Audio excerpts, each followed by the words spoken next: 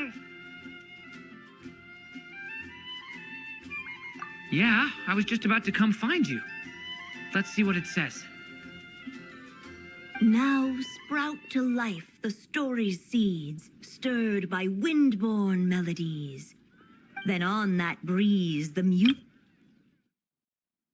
distant memories.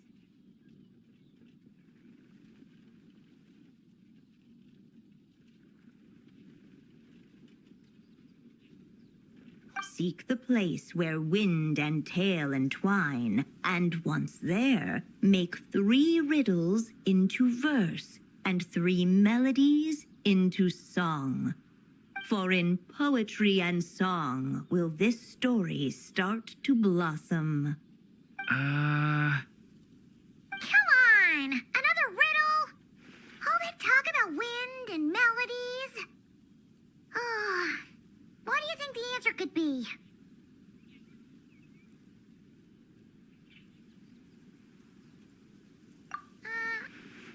Oh! Care to elaborate? Wind? Music? Poetry? Tone-deaf bards gotta know the answer. You mean Lord Barbados?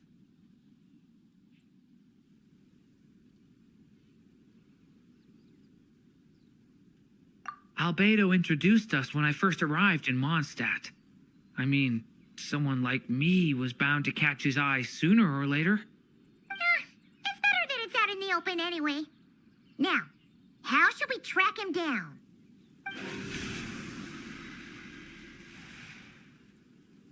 I'm pretty sure he's already caught wind of what's going on here. Why don't we just see where the wind takes us? Right. He definitely makes it easy to forget he's a real god sometimes.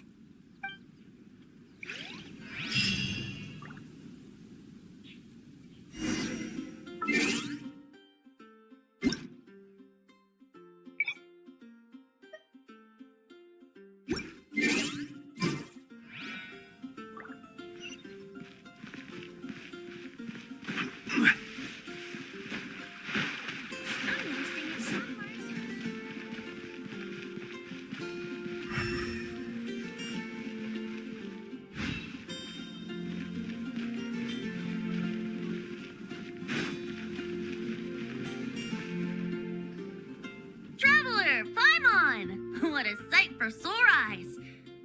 And the little dragon from the fairy tale world. I heard your voices calling out to me on the wind. Something about needing help with a riddle? Sorry to disturb you, Lord Barbados. Disturb me? Not at all! To tell you the truth, I'm just as curious about this riddle as you are. Let me take a look.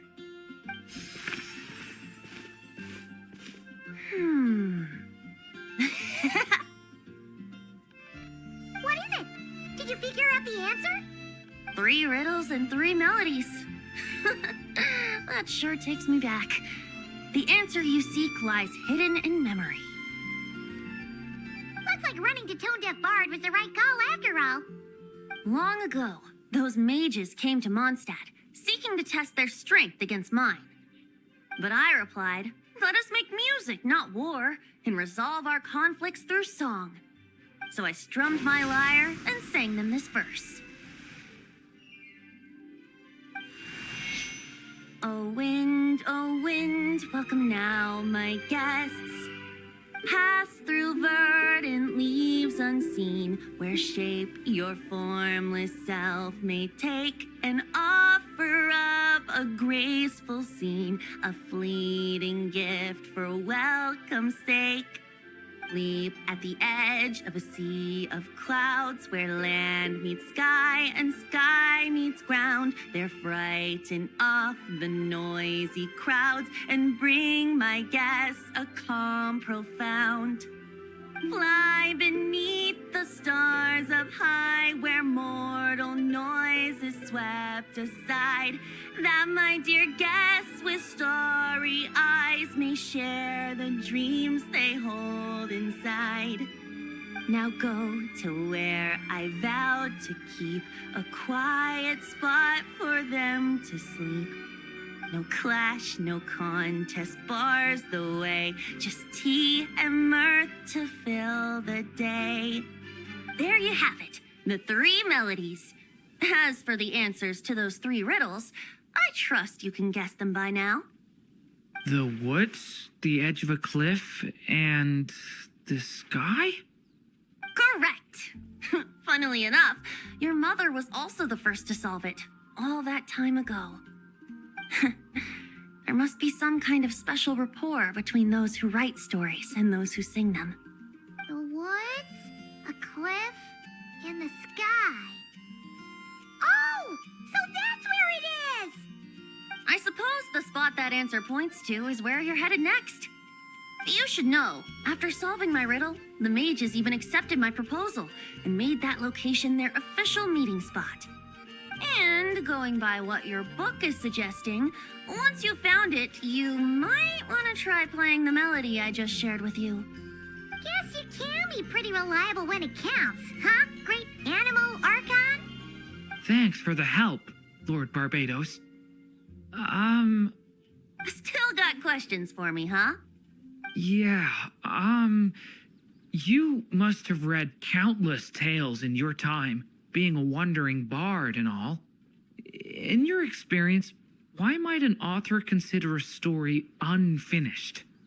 Unfinished? Well, I guess if there's something left to accomplish in the story, or, if the last line goes, "To be continued." Huh? Wow, your helpfulness lasted for like 1 second. In all seriousness, I would think the answer to that question lies in your mother's story itself. It's not my place to pry any further. All right then, we should get going.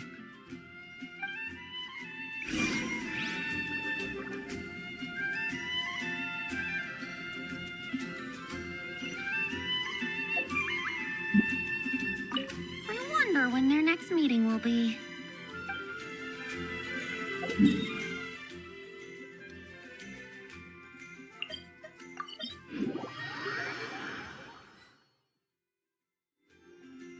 Okay, we're here! Now, we just need to play the 3 melodies, and we should be able to gather the memories for the next chapter, right? A musical performance? Huh. Out of all the things Miss Lisa has taught me, that's the one I'm worst at.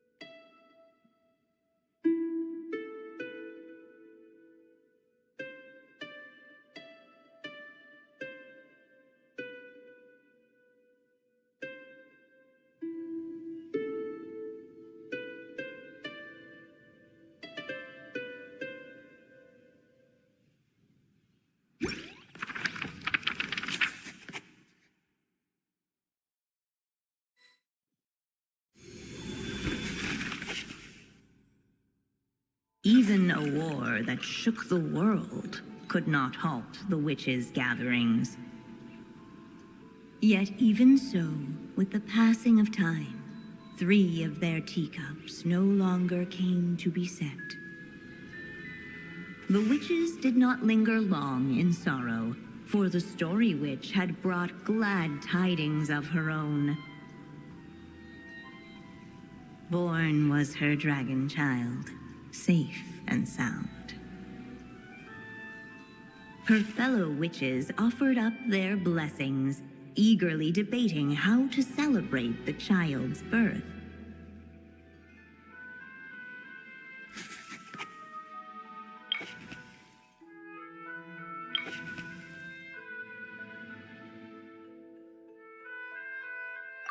In the end, they settled on the most vibrant balloons they could find. After all, what could be more joyous than the arrival of new life? And so, the witches' gathering turned into a birthday celebration.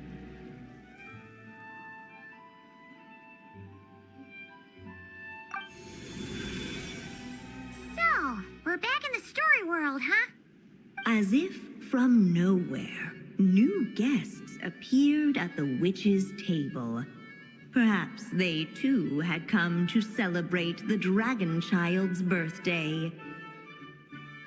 Yet while everyone else was busy thinking about what kind of gift to offer, these three seemed to have come empty-handed. Hardly the recipe for a warm welcome to a birthday party, now is it? A gift? Hey, what's this all about? We only just found out this was a party. While the guests voiced their complaints and grievances, perhaps they should have been wondering what kind of gift to give instead.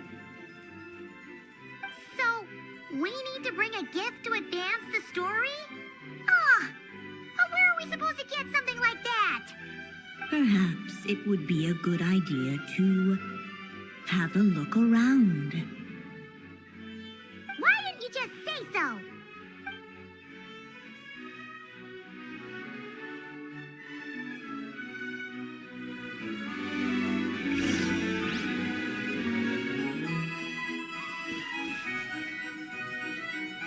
Hey, could we use these as gifts, maybe?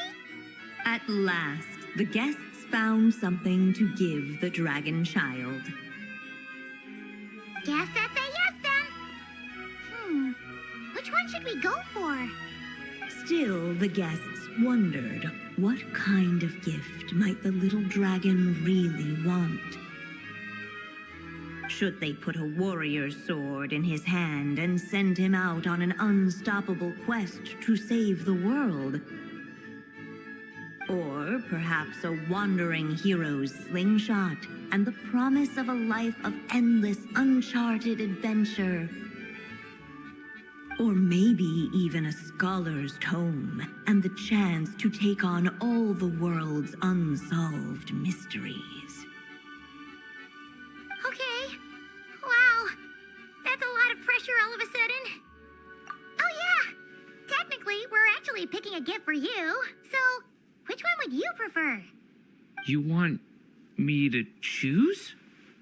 Wow, this feels kind of special. How come? For as long as I can remember, I've spent most of my time living in the stories my mother created. I always thought my mother had everything written out for me already, just like the toy figures in Constellation Metropole. What I wanted to do with my own future. That's something I've never really thought about. What did I want back then? This is the first time I've ever asked myself that question. Sounds like this is the perfect opportunity to answer it then. It's been a while since you left Simulanka, and after everything that's happened, it might be about time to start thinking about your future. Then let me give it some thought.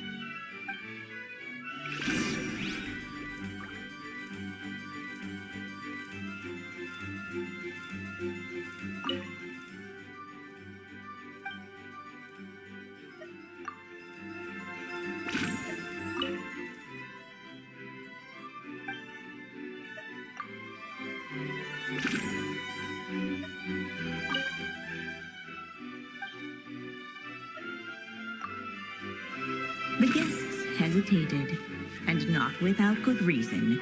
Given how much this gift would mean to the little dragon, a bit of careful thought could go a long way.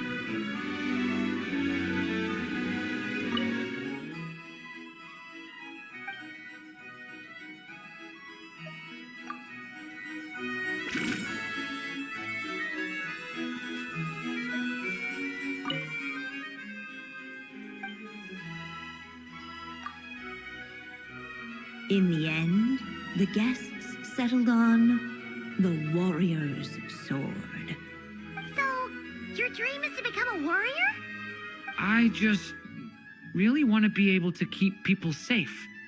If my time in Nodcry taught me anything, it's that a lot of problems in this world can only be settled by strength of arms. As long as I can help people, that's enough for me. Really? But I don't think it's enough.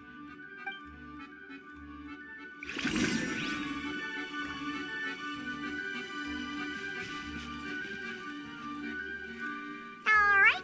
They should let us in now that we've got a gift, right? Hello there. Brought a gift this time? The newly arrived guest presented his gift, wishing the little dragon a future as an indomitable warrior. Accepting the guest's blessing, the story witch invited him and his friends to take their place around the table. Finally, she could introduce them all to her dragon child, telling all in attendance about the moment of his hatching, and of course, the name he'd been given. It was then that the seer witch, diviner of the stars, withdrew her gaze from the heavens and turned a sorrowful glance upon the little dragon. You gave him the same name as that evil dragon? That's right. But the life I intend for him shall be very different. What folly to love so blindly. For as you must know, a name is the mirror of destiny itself.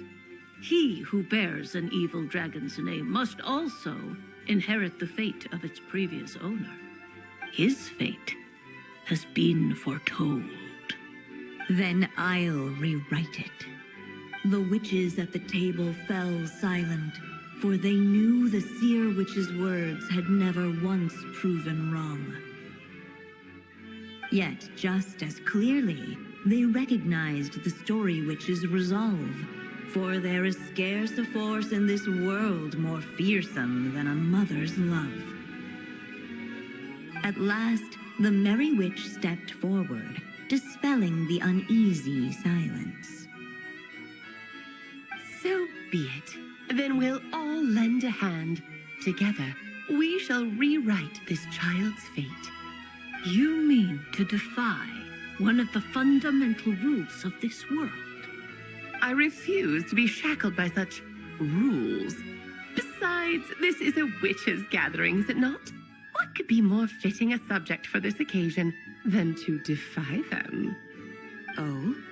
Sounds like an interesting experiment. I suppose, were we to succeed in this endeavor, we might bring a touch of wonder to this otherwise dreary sky of stars. The merry witch finally talked them all round, just like she had done many times before. Warm and strong as the sun she was, so much so, in fact, that those who her light shined down upon had no choice but to bask in it. And so the witches readied their gifts, 3 marvels of the cosmos. For this child, I shall decipher the ravings of the heavens and lay bare before him the trickery of fate. For this child, I shall leave a formula powerful enough to unravel the very origins of this world, that he may seek another solution for the conundrum of his life. For this child, I shall call upon wondrous magic to make possible his impossible wish. All the story witch had was the pen in her hand, yet with the love that flowed from it, she resolved to bring forth a marvel of her own. For this child, I shall leave behind the last story I will ever write, and with it, a path to an ending yet untold. With the witch's blessings given and received, the little dragon's fate at last began to turn. In the midst of the dragon child's birthday celebration, the seer witch proclaimed her prophecy. The child had been given the evil dragon's name, and with it, the burden of its fate. But hearing this, the story witch vowed to rewrite it all, for such was her love and resolve. And so the other witches offered their gifts in turn, marvels as rare as any in the cosmos. Together, they sought to test one of the fundamental laws of this world, in part to support a mother's love, and in part to sate their own curiosity. Oh, and I almost forgot. Our new guests came bearing blessings of their own. Who knows? Perhaps this extra bit of courage might be all the little dragon needs to change his fate.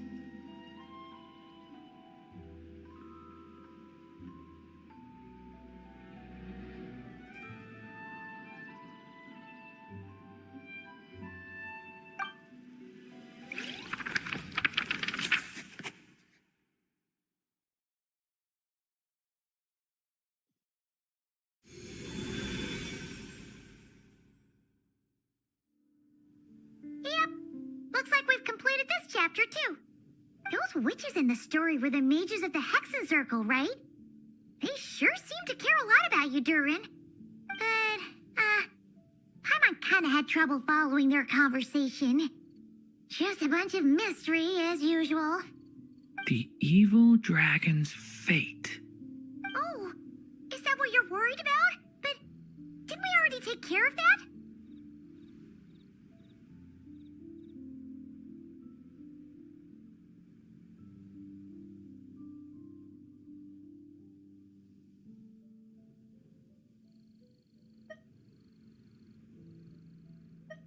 Ah, the mages must have had a hand in that, too. Also, I was just thinking, which part of the story are we even meant to be completing? Oh,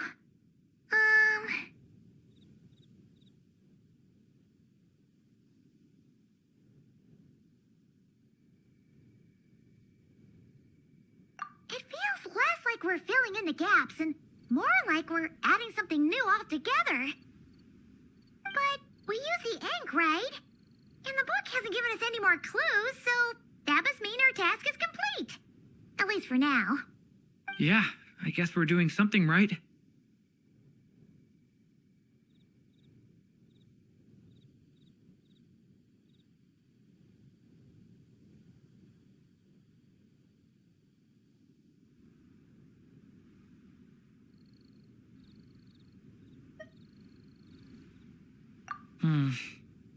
Maybe I'm overthinking things. It's just, this is my mother's final wish, so I don't want to mess it up. Anyway, thanks for all your help. I'll let you know as soon as the book reveals a hint about the next chapter. Okay then. See you in the next chapter.